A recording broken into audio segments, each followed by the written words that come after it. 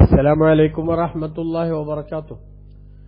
ഖുർആൻ പഠനം 1495, സൂറത്തുൽ ഇസ്രാ 34-ാം സൂക്തം. അഊദു ബില്ലാഹി മിനശ് ശൈത്വാനിർ റജീം. ബിസ്മില്ലാഹിർ റഹ്മാനിർ റഹീം. ولا تقربوا مال اليتيم إلا بالتي هي أحسن حتى يبلغ أشده وأوفوا بالعهد إن العهد كان مسؤولا. صدق الله العظيم. بسم الله والحمد لله والصلاة والسلام على سيدنا محمد وآله وصحبه ومن تبعهم بإحسان إلى يوم الدين. أما بعد. ولا تقربوا مال اليتيم. അനാഥയുടെ ധനത്തോട് നിങ്ങൾ അടുക്കരുത്. ഇല്ലാ ബില്ലത്തി ഹിയ അഹ്സൻ, ഏറ്റവും നല്ല രീതിയിലല്ലാതെ. ഹത്താ യബ്ലുഗ അശുദ്ധഹു, ആ അനാഥ അതിന്റെ ശരിയായ പ്രായം എത്തുന്നതുവരെ. വൗഫൂ ബിൽ അഹ്ദി, ആ അനാഥ അതിന്റെ യൗവനപ്രായം എത്തിക്കുന്നതുവരെ ആ ധനത്തോട് നിങ്ങൾ നല്ല നിലയിലല്ലാതെ അടുക്കരുത്. വൗഫൂ ബിൽ അഹ്ദി, നിങ്ങൾ കരാറുകൾ പൂർത്തിയാക്കണം. ഇന്നൽ അഹ്ദ കാന മസ്ഊല, കാരണം കരാറുകളെല്ലാം ചോദ്യം ചെയ്യപ്പെടുന്നതാണ് എന്ന് അല്ലാഹു പറഞ്ഞു. കഴിഞ്ഞ സൂക്തങ്ങളിൽ ശരീരത്തെ നശിപ്പിക്കരുത് എന്നാണല്ലോ അല്ലാഹു തആല പറഞ്ഞിരുന്നത്. കുഞ്ഞുങ്ങളെ കൊല്ലരുതെന്ന് പ്രത്യേകിച്ച് പറഞ്ഞു. മൊത്തത്തിൽ ഒരു ശരീരത്തെയും കൊല്ലരുതെന്ന് കഴിഞ്ഞ സൂക്തത്തിലും പറഞ്ഞു. ഇനി സമ്പത്തിന്റെ സുരക്ഷിതത്വവുമായി ബന്ധപ്പെട്ട്, സുതാര്യതയുമായി ബന്ധപ്പെട്ടുള്ള ഒരു നിർദ്ദേശമാണ് ഇവിടെ അല്ലാഹു സുബ്ഹാനഹു വ തആല നടത്തുന്നത്. ഒരു അനാഥനായിട്ടുള്ള കുട്ടി, അതായത് പ്രായപൂർത്തിയാകുന്നതിന് മുമ്പേ രക്ഷിതാക്കൾ മരണപ്പെട്ടു പോയ കുട്ടിയാണ് അനാഥൻ. അപ്പൊ ആ കുട്ടിയുടെ സമ്പത്ത് ഉണ്ടാകും. ആ സമ്പത്ത് കൈകാര്യം ചെയ്യാൻ സ്വാഭാവികമായും ചില ലോക്കൽ ഗാർഡിയന്മാരെ ഏൽപ്പിക്കപ്പെടും. അങ്ങനെ ഏൽപ്പിക്കപ്പെടുന്ന ആളുകൾ ആ കുട്ടിയുടെ സമ്പത്തിനോട് സ്വീകരിക്കേണ്ട നിലപാടാണ് ഇവിടെ അല്ലാഹു തആല സൂചിപ്പിക്കുന്നത്. കാട്ടിലെ തടി തേവരുടെ ആന വലിയടാ വലി എന്ന് പറഞ്ഞതുപോലെ യതീമിന്റെ ധനം കൈകാര്യം ചെയ്യാൻ അവസരം കിട്ടുമ്പോ ഒരുതരം ആക്രാന്തം കാണിക്കുന്ന ചില ആളുകളുണ്ട്. അത്തരക്കാരായ ആളുകളുടെ മോശമായ നിലപാടിന് തടയിടാനാണ് ഖുർആനിന്റെ ഈ നിർദ്ദേശം. യതീം എന്ന് പറയുന്ന ഈ പറഞ്ഞ പ്രായത്തിൽ നമ്മുടെ കെയറും ശ്രദ്ധയുമൊക്കെ പ്രത്യേകം ആവശ്യമുള്ള ആ പ്രായത്തിൽ ആ കുട്ടികളുടെ ധനം സംരക്ഷിക്കാനും അത് കൈകാര്യം ചെയ്യാനും ഒക്കെയുള്ള അവസരം ഒരു പക്ഷേ നമ്മിൽ വന്നു ചേർന്നാൽ ആ ധനത്തിൽ നിന്ന് എന്തെങ്കിലും കൈയിട്ട് വാരാനുള്ള ഒരു ശൈലി അല്ലെങ്കിൽ ഒരു ദുസ്വഭാവം നമ്മുടെ ജീവിതത്തിൽ ഉണ്ടാകാനേ പാടില്ല എന്ന് ബഹുമാനപ്പെട്ട ഖുർആൻ വളരെ കണിശമായി നിർദ്ദേശിച്ചിരിക്കുകയാണ്. അപ്പൊ അങ്ങനെ നിർദ്ദേശിച്ചപ്പോ എന്നാൽ ആ യതീമിന്റെ കാര്യം കൈകാര്യം ചെയ്യാതിരിക്കാൻ പറ്റുമോ? അതോട് നടക്കുകയില്ല. മറിച്ചത് കൈകാര്യം ചെയ്യണം. കാരണം ആ കുട്ടിക്ക് ആ സമ്പത്ത് കൈകാര്യം ചെയ്യാൻ സാധിക്കില്ല. അപ്പൊ ആ കുട്ടിയുടെ സമ്പത്ത് കൈകാര്യം ചെയ്യാൻ നമ്മുടെ കയ്യിൽ അവകാശം വന്നു ചേരുമ്പോൾ ആ സമ്പത്തിനോട് ഏറ്റവും നല്ല നിലയിലല്ലാതെ നമ്മൾ വർത്തിക്കരുത്, അടുക്കരുത് എന്ന് പറഞ്ഞാൽ പരമാവധി ആ സമ്പത്തിന്റെ വർധനവിനും അതിന്റെ സുരക്ഷിതത്വത്തിനും ആവശ്യമായിട്ടുള്ള രീതിയും നിലപാടും സ്വീകരിക്കണം. ബഹുമാനപ്പെട്ട പണ്ഡിതന്മാർ രേഖപ്പെടുത്തുന്നത് കാണാം. തഫ്സീർ ജമലിൽ കാണാം. ഏറ്റവും നല്ല നിലയിൽ വർത്തിക്കുക എന്ന് പറഞ്ഞാൽ, അടുക്കുക എന്ന് പറഞ്ഞാൽ എങ്ങനെയാ? ഐ ലാ തഖറബൂഹു ബിഹാലിൻ മിനൽ അഹ്വാലി ഇല്ലാ ബിൽ ഖസ്ലത്തി അല്ലതി ഹിയ അഹ്സനു മിൻ ജമീഇൽ ഖിസാൽ. ഏറ്റവും നല്ല രീതി എങ്ങനെയാണോ ആ രീതിയിലെ ആ സമ്പത്തിനോട് അടുക്കാവൂ. അതെങ്ങനെയാ? വഹിയ തൻമിയതുഹു ലഹു, ആ കുട്ടിക്ക് വേണ്ടി ആ സമ്പത്തിനെ വളർത്തുക. നിലവിലുള്ള ധനം അത് പരമാവധി വർദ്ധിപ്പിക്കാൻ പറ്റുന്ന മാർഗങ്ങൾ എന്തൊക്കെയാണ് എന്ന് നോക്കുക. അതേപോലെ വല്ലിംഫാഖു അലൈഹി മിന്നു ബിൽ മഅറൂഫി, അതിൽ നിന്ന് ആ കുട്ടിക്ക് മാന്യമായ ചെലവുകൾ നൽകുക. കുട്ടിക്ക് കൊടുക്കേണ്ടത് ആവശ്യമുള്ളതൊക്കെ കൊടുക്കണം, അത് മാന്യമായ രൂപത്തിൽ ചെയ്യുക. അതേപോലെ തന്നെ ബാക്കിയുള്ള സമ്പത്ത് പരമാവധി വളർത്താൻ എന്തു ചെയ്യാൻ പറ്റുമെന്ന് ആലോചിക്കുക. കട്ടുമുടിക്കരുത് എന്നർത്ഥം. അതാണ് അതിനോട് നല്ല രൂപത്തിൽ അടുക്കണം. ഹത്താ യബ്ലുഗ അശുദ്ധഹു, ആ കുട്ടി അതിന്റെ യൗവനപ്രായം എത്തിക്കുന്നത് വരെ എന്ന് പറഞ്ഞാൽ റഷീദായി ബുലൂഗാവുക എന്നാണ് അതുമായി ബന്ധപ്പെട്ടുള്ള പ്രയോഗം. മനസ്സിലായോ? പ്രായപൂർത്തി ആവുക. എങ്ങനെ? അദ്ദേഹത്തിന് സമ്പത്ത് കൈകാര്യം ചെയ്യുന്നിടത്തൊക്കെ ഒരു ശരിയായ പിന്നെ പക്വതയോടുകൂടെ അത് കൈകാര്യം ചെയ്യാൻ സാധിക്കുന്നുണ്ട് എന്ന ഒരു കണ്ടീഷനിൽ എത്തുന്നത് വരെയും ആ സമ്പത്ത് എന്ത് ചെയ്യണം, കുട്ടിയുടെ കയ്യിൽ കൊടുക്കാൻ പാടില്ല. ഖുർആൻ സമ്പത്തിനെ കുറിച്ച് അത് കൃത്യമായി പിന്നെ രേഖപ്പെടുത്തിയിട്ടുണ്ട്. ഒരിക്കലും തന്നെ നമ്മൾ ആ സമ്പത്ത് നമ്മുടെ നിലനിൽപ്പിന്റെ ഭാഗമാണ്, കുട്ടികളുടെ നിലനിൽപ്പിന്റെ ഭാഗമാണ്. ബഹുമാനപ്പെട്ട ഖുർആൻ 4-ാം അധ്യായം സൂറത്തുൻ നിസാഇന്റെ 6-ാമത്തെ സൂക്തത്തിൽ അല്ലാഹു പറഞ്ഞത് കാണാം, വബ്തലുൽ യതാമ ഹത്താ ഇദാ ബലഗുൻ നികാഹ ഫഇൻ ആനസ്തും മിൻഹും റുശ്ദൻ ഫദ്ഫഉ ഇലൈഹിം അംവാലഹും വലാ തഅകുലൂഹാ ഇസ്റാഫൻ വബിദാറൻ അൻ യക്ബറു വമൻ കാന ഗനിയ്യൻ ഫല്യസ്തഅഫിഫ് വമൻ കാന ഫഖീറൻ ഫല്യഅകുൽ ബിൽ മഅറൂഫ് ഫഇദാ ദഫഅതും ഇലൈഹിം അംവാലഹും ഫഅശ്ഹിദു അലൈഹിം വകഫാ ബില്ലാഹി ഹസീബ എന്ന് അല്ലാഹു തആല പറഞ്ഞത് കാണാം.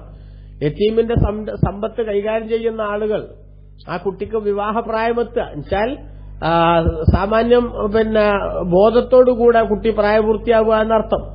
15 വയസ്സുകൊണ്ട് തന്നെ എന്താവും, വയസ്സുകൊണ്ടുള്ള പ്രായപൂർത്തിയാവും. പക്ഷെ അങ്ങനെ പ്രായപൂർത്തിയാകുന്ന സമയത്ത് ഫൈൻ ആനസ്തും മിൻഹും റുഷ്ദൻ, അവരിൽ നിന്ന് നിങ്ങൾ എന്തുകൂടി മനസ്സിലാക്കുന്നുണ്ടെങ്കിൽ കാണുന്നുണ്ടെങ്കിൽ കുട്ടിക്ക് തന്റെ ഇടമുണ്ട്, അഥവാ തന്റെ ഇടം എന്ന് പറഞ്ഞാൽ റഷീദായി ബുലൂഗാവുക എന്താ അതിന്റെ അർത്ഥം, ആ കുട്ടി സമ്പത്ത് ആ കുട്ടിയുടെ കയ്യിൽ കിട്ടിയാൽ യാതൊരു ധാരണയുമില്ലാതെ തത്വദീക്ഷയുമില്ലാതെ എങ്കിലെങ്കിലൊക്കെ വെറുതെ ദൂർത്തടിച്ച് വെറുതെ നശിപ്പിച്ച് കളയുന്ന സ്വഭാവമല്ല. സമ്പത്തിനെ കാര്യഗൌരവത്തോടുകൂടെ കൈകാര്യം ചെയ്യും. ഹലാലും ഹറാമും വിവേചിച്ച് മനസ്സിലാക്കി ശരിയായതിലായിട്ട് തന്നെ കൈകാര്യം ചെയ്യുന്ന രീതി സ്വീകരിക്കും എന്ന് കാണുമ്പോൾ അവരുടെ കയ്യിലേക്ക് കൊടുക്കണം. അവിടെ പിന്നെ എന്ത് ചെയ്യാൻ പാടില്ല, പിന്നെ വീണ്ടും അവന് കൊടുക്കാതിരിക്കാൻ എന്തെങ്കിലുമൊക്കെ ദുർന്യായങ്ങൾ പറഞ്ഞ് അല്ലെങ്കിൽ എന്തെങ്കിലുമൊക്കെ പോയിന്റുകൾ ഉന്നയിച്ച് അതിനെ തടസ്സം ചെയ്യുന്ന, പരമാവധി ഹാൻഡ് ഓവർ ചെയ്യാതിരിക്കാനുള്ള മാർഗങ്ങൾ സ്വീകരിക്കുന്ന രീതിയൊന്നും പാടില്ല. എന്നാൽ ആ കുട്ടിക്ക് പ്രായമാകാൻ പോവുകയാണല്ലോ, ഇനി കുട്ടിക്ക് പ്രായമായാൽ കുട്ടിയുടെ കയ്യിലേക്ക് സമ്പത്ത് കൊടുക്കേണ്ടി വരും, പിന്നെ എനിക്കതൊന്നും കിട്ടൂലല്ലോ എന്ന നിലക്ക് വരാത്ത ഉക്കുലുഹ ഇസ്രാഫൻ വബിദാറണ്ണയ്യക്ക് പറൂ. കുട്ടികൾക്ക് പ്രായമാകുമ്പോ പിന്നെ നമുക്കിത് പൂർണ്ണമായും കയ്യിൽ നിന്ന് അധികാരം നഷ്ടപ്പെടുമല്ലോ എന്ന് മനസ്സിലാക്കുമ്പോ കിട്ടിയ കാലത്ത് പരമാവധി ഉപയോഗപ്പെടുത്തട്ടെ എന്ന നിലക്ക് ആ സമ്പത്ത് തിന്നു തീർക്കുന്ന രീതിയോ ശൈലിയോ ഒന്നും സ്വീകരിക്കാൻ പാടില്ല. കുട്ടിയുടേത് എടുക്കാതെ തന്നെ നമ്മുടെ കാര്യങ്ങൾക്ക് നമുക്ക് ഐശ്വര്യമുണ്ടെങ്കിൽ ആ കുട്ടിയുടേത് ഒരു സഹായം എന്ന നിലക്ക്, സേവനം എന്ന നിലക്ക് മാത്രം കൈകാര്യം ചെയ്യുന്ന രീതിയാണ് സ്വീകരിക്കേണ്ടത്. ഇനി ഈ കുട്ടിയുടെ സമ്പത്ത് നോക്കാൻ നിൽക്കുമ്പോൾ നമ്മുടെ ജീവിതം വഴിമുട്ടുന്ന അവസ്ഥയുണ്ടെങ്കിൽ ഒമൻകാന ഫഖീറൻ ഫല്യഅകുൽ ബിൽ മഅറൂഫി, മാന്യമായ ഭക്ഷണം അതിൽ നിന്ന് കഴിക്കാം, അതിന്റെ അപ്പുറത്തേക്ക് പോകാൻ പാടില്ല എന്നാണല്ലോ ബഹുമാനപ്പെട്ട ഖുർആനിന്റെ നിർദ്ദേശം. അപ്പൊ അതിന് വിരുദ്ധമായ ഒരു ശൈലി ഉണ്ടാവുക എന്നാണ് ആ ധനത്തോട് അടുക്കുക എന്ന് പറഞ്ഞതിന്റെ അർത്ഥം. തെറ്റായ രൂപത്തിലും മോശമായ രീതിയിലും യതീമിന്റെ സമ്പത്തിനോട് അടുക്കുക എന്ന് പറഞ്ഞത് ആ പറഞ്ഞ രൂപത്തിൽ വരുന്ന ഒരു സ്വഭാവമാണ്. നിങ്ങൾ നോക്കൂ, വിശുദ്ധ ഖുർആനിൽ അല്ലാഹു സുബ്ഹാനഹു വ തആല പറയുന്നുണ്ടല്ലോ, വയസ്അലൂനക അനിൽ യതാമ ഖുൽ ഇസ്ലാഹുൽ ലഹും ഖൈർ വഇൻ തുഖാലിതുഹും ഫയഖ്വാനുകും വല്ലാഹു യഅലമുൽ മുഫ്സിദ മിനൽ മുസ്ലിഹ് വലൗ ശാഅ അല്ലാഹു ലഅനതകും ഇന്നല്ലാഹ അസീസുൻ ഹകീം. 2-ാം അധ്യായം സൂറത്തുൽ ബഖറയുടെ 220-ാമത്തെ ആയത്തിൽ അല്ലാഹു പറയുന്നുണ്ട്, അനാഥരെ സംബന്ധിച്ച് തങ്ങളോട് അവർ ചോദിക്കും, അവർക്ക് ഗുണം ചെയ്തു കൊടുക്കലാണ് ഉത്തമം എന്ന് പറയണം. അവരുടെ സമ്പത്ത് നിങ്ങളുടെ സമ്പത്തുമായി കൂട്ടിക്കലർത്തി ഒന്നിച്ച് കൈകാര്യം ചെയ്യുന്ന, ക്രയവിക്രയങ്ങൾ ചെയ്യുന്ന സാഹചര്യം ഉണ്ടായാൽ ഫൈൻ തുഖാലിത്തുഹും ഫയഖ്വാനുക്കും, അവർ നിങ്ങളുടെ സഹോദരങ്ങൾ തന്നെയാണ്, അതിന് തെറ്റൊന്നുമില്ല. പക്ഷേ ഒരു കാര്യം മനസ്സിലാക്കണം, വല്ലാഹു യഅലമുൽ മുഫ്സിദ മിനൽ മുസ്ലിഹി. ആ സമ്പത്ത് കൂട്ടിക്കലർത്തുന്നത് ദുരുദ്ദേശത്തോടെയാണോ അതല്ല ഒരു സൗകര്യപ്രദമായ എഫക്റ്റീവായ റൂട്ട് സ്വീകരിച്ചതാണോ എന്ന് അള്ളാഹുവിനറിയാം എന്ന കാര്യങ്ങൾ മനസ്സിലാക്കണമെന്ന് അള്ളാഹു പറഞ്ഞു. ഈ ആയത്തന്നെ ഇറങ്ങുന്നത് എപ്പോഴാണ്? അതും ഖുർആൻ പറഞ്ഞിട്ടുണ്ട്. ഈ പറഞ്ഞ ഇസ്രായിലെ വലാ തഖറബു മാലൽ യതീമി ഇല്ലാ ബില്ലത്തി ഹി അഹ്സൻ എന്ന ആയത്തിറങ്ങി. കുട്ടികളുടെ സമ്പത്തിനോട് നിങ്ങൾ നല്ല രൂപത്തിലല്ലാതെ എന്ത് ചെയ്യരുത്, അടുക്കരുത്. അതേപോലെ തന്നെ സൂറത്തുൻ നിസാഇന്റെ 10-ാമത്തെ സൂക്തവും ഇന്നല്ലദീന യഅകുലൂന അംവാലൽ യതാമാ ദുൽമൻ ഇന്നമാ യഅകുലൂന ഫീ ബുതൂനിഹിം നാറൻ വസയസ്ലൗന സഈറാ. യതീമുകളുടെ ധനം അതിക്രമമായിട്ട് തിന്നുന്ന ആളുകൾ വാസ്തവത്തിൽ അവരുടെ വയറുകളിൽ തീയാണ് തിന്നുന്നത്, അഥവാ കത്തിയെരിയുന്ന നരകത്തിൽ അവർ കടന്ന് എരിയേണ്ടി വരും, വെന്തെരിയേണ്ടി വരും എന്ന ഗൌരവതരമായ ആയത്തിറങ്ങി. ഈ 2 ആയത്തുകളും ഇറങ്ങിയപ്പോ ബഹുമാനപ്പെട്ട നബി സല്ലല്ലാഹു അലൈഹി വസല്ലം തങ്ങളുടെ സഹാബത്തിന്റെ കൂട്ടത്തിൽ നിന്ന് പലരും യതീമുകളുടെ ധനം കൈകാര്യം ചെയ്യുന്നവരുണ്ട്, ഒന്നിച്ച് ഭക്ഷണം കഴിക്കുന്നവരുണ്ട്, അതേപോലെ തന്നെ ഒന്നിച്ച് അവരുടെ പാനീയങ്ങളൊക്കെ പരസ്പരം ചേർത്ത് കഴിക്കുന്നവരുണ്ട്. അങ്ങനെയൊക്കെ വരുന്ന സമയത്ത് ഇവർക്ക് വല്ലാത്ത പ്രയാസം. സഹാബത്തിന്, പഠിച്ചോനെ ഞങ്ങൾ തിന്നയിൽ എന്തെങ്കിലും ഈ കുട്ടികളുടെ ഒരു മണി ഒറ്റെങ്കിലും നമ്മളെ വയറ്റിലേക്ക് എത്തിപ്പോയോ, നരകത്തിൽ വെന്തെരിയേണ്ട സാഹചര്യങ്ങളിലേക്ക് ചെന്നുപെടുമോ എന്ന ഗൌരവതരമായ ചിന്ത സഹാബത്തിന്റെ മനസ്സിൽ വന്നു. അങ്ങനെ ഫസ്തദ്ദാലിക്കലൈഹിം, അതവർക്ക് വലിയ പ്രതിസന്ധി ഉണ്ടാക്കി, പ്രയാസമുണ്ടാക്കി. സമാധാനം പോയി. കാരണം ഖുർആനിന്റെ ഏതൊരു നിർദ്ദേശം വന്നാലും കാതോർത്തിരിക്കുകയാണല്ലോ മഹാന്മാരായ സഹാബ. അതങ്ങനെ തന്നെ ജീവിതത്തിൽ പകർത്തണം, അത് അപ്പൊ തന്നെ പ്രാക്ടിക്കലാക്കണം.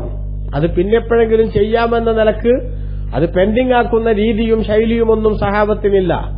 ഓരോ നിയമങ്ങളും അതാതു സമയത്ത് തന്നെ ജീവിതത്തിൽ പ്രാവർത്തികമാക്കുന്ന സ്വഭാവമുള്ള മഹാന്മാരായ സഹാബത്തിന് ഭയങ്കര ബേജാറ് തുടങ്ങി. നബിയെ, ഞങ്ങളുടെ കൂടെ യതീമുകളുണ്ട്, അവരുടെ സമ്പത്തും ഞങ്ങളുടെ സമ്പത്തും ഞങ്ങൾ കൂട്ടിക്കലർത്തി അവരുടേതും ഞങ്ങളുടേതും ഒന്നിച്ച് കഴിക്കുന്ന രീതിയൊക്കെ ഞങ്ങൾ സ്വീകരിക്കാറുണ്ട്. ചിലപ്പോഴൊക്കെ ഭക്ഷണ സാധനങ്ങൾ ഉണ്ടാക്കിയിട്ട് ആ ഭക്ഷണ സാധനങ്ങളിൽ നിന്ന് എന്തെങ്കിലുമൊക്കെ ഇപ്പൊ തന്നെ കഴിച്ചില്ലെങ്കിൽ അത് പിന്നെ കേടായി പോകുമെന്ന് തോന്നുമ്പോ അതൊക്കെ കഴിക്കുന്ന രീതിയൊക്കെ ചിലപ്പോൾ ഉണ്ടാവൂലേ നബിയെ? പക്ഷെ യതീമിന്റെ തിന്നുപോയാൽ നമ്മൾ നരകത്തിൽ തീയാണ് തിന്നുന്നതെന്നല്ലേ അള്ളാഹു പറയണത്. ഇനി ഞങ്ങൾ എന്താ ചെയ്യാ? അവര് ബഹുമാനപ്പെട്ട നബി സല്ലല്ലാഹു തങ്ങളോട് സംബന്ധമായി വിഷമം പറഞ്ഞപ്പോൾ ഫഅൻസലല്ലാഹ്, അല്ലാഹു തആല ഖുർആനിൽ ആയത്തിറക്കി, വയസ്അലൂനക അനിൽ യതാമാ ഖുൽ ഇസ്ലാഹു ലഹും ഖൈറുൻ വഇൻ തുഖാലിതുഹും ഫയഖ്വാനുകും. അവർക്ക് ഗുണം ചെയ്തു കൊടുക്കുക എന്ന ആത്യന്തികമായിട്ടുള്ള ലക്ഷ്യങ്ങൾ നടപ്പാക്കണം. സമ്പത്തുകൾ ഒന്നിച്ചു കൂട്ടി കഴിക്കണമെന്ന് നിങ്ങൾക്ക് അവരുടേത് എന്തെങ്കിലും അടിച്ചു മാറ്റുക എന്ന ദുരുദ്ദേശമില്ലെങ്കിൽ, അവരുടേത് അടിച്ചു മാറ്റുക എന്ന ദുരുദ്ദേശം നിങ്ങൾക്കില്ലെങ്കിൽ അവരുടേതും നിങ്ങളുടേതും നിങ്ങൾ കൂട്ടിക്കലർത്തിയാലും പ്രശ്നമൊന്നുമില്ല, അവർ നിങ്ങളെ സഹോദരങ്ങൾ തന്നെയല്ലേ എന്നൊരാശ്വാസം ബഹുമാനപ്പെട്ട ഖുർആനിൽ അല്ലാഹു സുബ്ഹാനഹു വ തആല നൽകി. അപ്പൊ നമ്മളിവിടെ മനസ്സിലാക്കേണ്ട ഒരു സംഗതി എന്ന് പറഞ്ഞാൽ, യതീമുകളുടെ സമ്പത്ത് അനധികൃതമായി കൈയിട്ട് വാരാനുള്ള ശ്രമങ്ങൾ ഏതെങ്കിലും ഭാഗത്തു നിന്ന് വരുന്നുവെങ്കിൽ ആ വരുന്നത് തടയലാണ് വിശുദ്ധ ഖുർആൻ ഇവിടെ ഉദ്ദേശിക്കുന്നത്. അതുകൊണ്ടാണ് അള്ളാഹു പറഞ്ഞത്, വല്ലാഹു യഅലമുൽ മുഫ്സിദ മിനൽ മുസ്ലിഹീൻ. നന്മ ചെയ്യുന്നവർ അതേപോലെ തന്നെ കുഴപ്പമുണ്ടാക്കുന്നവർ ഇവരാരാണെന്ന് അള്ളാഹുവിന് വേർതിരിച്ചറിയാമെന്ന്. അപ്പോ നിയമത്തിന്റെ കണ്ണിൽ രക്ഷപ്പെട്ടാലും ജനങ്ങളുടെ കണ്ണിൽ നല്ല പിള്ള ചമഞ്ഞാലും യഥാർത്ഥത്തിൽ ഒരു യതീമിന്റെ ഒരു പൈസയെങ്കിലും തട്ടിയെടുക്കാനുള്ള ശ്രമം നമ്മൾ നടത്തിയിട്ടുണ്ടെങ്കിൽ, അവിടെ മാത്രമല്ല ഇനി വേറെ ഏതെങ്കിലുമൊക്കെ അങ്ങനെ തന്നെ വഖഫ് സ്വത്തൊക്കെ തട്ടിയെടുക്കാൻ ശ്രമിച്ചാലും ഒക്കെ അങ്ങനെ തന്നെയാണ്. വേറൊരാളുടെ അനധികൃതമായി പിടിച്ചുപറിക്കാൻ ശ്രമിച്ചാലും ഒക്കെ അങ്ങനെ തന്നെ. അനധികൃതമായി ആരുടെയെങ്കിലും ഒരു പൈസ പറ്റിക്കുന്ന രീതി നമ്മൾ സ്വീകരിച്ചിട്ടുണ്ടെങ്കിൽ അതൊക്കെ ഫസാദിന്റെ പരിധിയിൽ വരും. ആ ഫസാദ് ചെയ്യുന്നവൻ ആരാണ്? അതേസമയത്ത് നന്മക്ക് വേണ്ടി പണിയെടുക്കുന്നവനും പ്രവർത്തിക്കുന്നവനും ആരാണ്? ഉദ്ദേശശുദ്ധിയുള്ളവൻ ആരാണ്? ദുഷ്ടരാക്കുള്ളവൻ ആരാണ്? ഇതെല്ലാം നന്നായി അള്ളാഹുവിനറിയാം. അതുകൊണ്ട് ഇത്തരം കാര്യങ്ങളൊക്കെ ദുരുപദിഷ്ടമായിട്ടുള്ള ശൈലിയോടുകൂടെ പ്രവർത്തിക്കുന്ന ആളുകൾ ജാഗ്രത പാലിക്കേണ്ടത് അള്ളാഹു തആല നമ്മുടെ കൽബിലേക്കാണ് നോക്കുന്നത് എന്ന തിരിച്ചറിവോടെ ആയിരിക്കണം.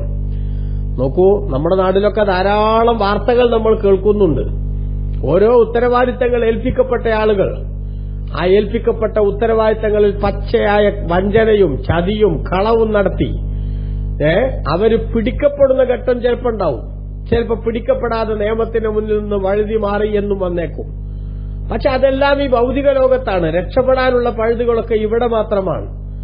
എന്നാൽ ഓരോ കാര്യങ്ങളുടെയും നീതി മാത്രം നടപ്പാക്കുന്ന തലനാരിഴ കീറി ഓരോ സംഗതികളും പരിശോധിച്ച് അതിന്റെ മെറിറ്റ് അനുസരിച്ച് തന്നെ തീരുമാനം പ്രഖ്യാപിക്കുന്ന പരലോകം വരുന്നുണ്ട്. ഈ ദുനിയാവിൽ ആരെങ്കിലുമൊക്കെ പറ്റിച്ചുണ്ടാക്കിയ ഏതെങ്കിലുമൊക്കെ രൂപത്തിൽ അനധികൃതമായി സമ്പാദിച്ചിട്ടുള്ള ഓരോ പൈസയും പടച്ചവന്റെ കോടതിയിൽ നമുക്ക് വല്ലാത്ത നെടുവീർപ്പ് സമ്മാനിച്ചുകൊണ്ട് കടന്നുവരുമെന്ന് തിരിച്ചറിയണം. ഈ ക്ഷണഭങ്കുരമായ ദുനിയാവിന് വേണ്ടി ഇന്ന് തന്നെ നമ്മുടെ ശ്വാസം നിലച്ചു പോയാൽ ഉണ്ടാക്കിയതെല്ലാം ഇവിടെ വിട്ടേച്ചുകൊണ്ട് പോകേണ്ടവരാണ് നമ്മൾ. എന്നിട്ടും മനുഷ്യന്റെ നെട്ടോട്ടത്തിന്റെ ഒരു ശൈലി നിങ്ങളൊന്ന് ആലോചിച്ച് നോക്കിയേ പ്രിയപ്പെട്ടവരെ, അല്ലെ? അനധികൃതമായി വെട്ടിപ്പിടിക്കാനുള്ള വ്യഗ്രതയിൽ ആരെയും തട്ടിമാറ്റാനുള്ള ഒരു മനസാക്ഷിക്കുത്തുമില്ലാതെ സ്വന്തം സഹോദരന്റെ അടിപ്പള്ളക്ക് കത്തി കയറ്റിയിട്ടാണെങ്കിലും പണം വാരിക്കൂട്ടണമെന്ന ചിന്തയോടുകൂടെ കഴിയുന്നവർ, ജനിപ്പിച്ച് വളർത്തി വലുതാക്കിയ മാതാപിതാക്കളെ കൊന്നിട്ടാണെങ്കിലും സമ്പത്ത് കൈക്കലാക്കാൻ വേണ്ടി പണിയെടുക്കുന്നവർ, ഇങ്ങനെയൊക്കെ നമ്മൾ നാട്ടിൽ ആളുകളെ കാണുന്നുണ്ട്. എല്ലാ ആളുകളും ചിന്തിക്കേണ്ട ഒരു സംഗതി, നമ്മുടെ ധനാഗമന മാർഗങ്ങൾ വിശുദ്ധമായില്ലെങ്കിൽ, ധനാഗമന മാർഗങ്ങൾ അത് പരിശുദ്ധമായ രൂപത്തിൽ നമ്മൾ കൈകാര്യം ചെയ്തില്ലെങ്കിൽ, അതിലൂടെ സമ്പാദിക്കുന്ന ഓരോ പൈസയും നാളെ പരലോകത്ത് നമ്മുടെ സമാധാനം കെടുത്തുന്ന അതിദയനീയമായിട്ടുള്ള രംഗത്തേക്ക് നമ്മളെ കൊണ്ടെത്തിക്കും. അവിടെ നമുക്ക് ആ പണം പക്ഷെ ഉപകരിക്കുകയും ഇല്ല. ഈ പണം കൊണ്ട് സുഖിക്കാനാണെങ്കിലും സന്തോഷിക്കാനാണെങ്കിലും പരമാവധി ഏതുവരെ പോകാം?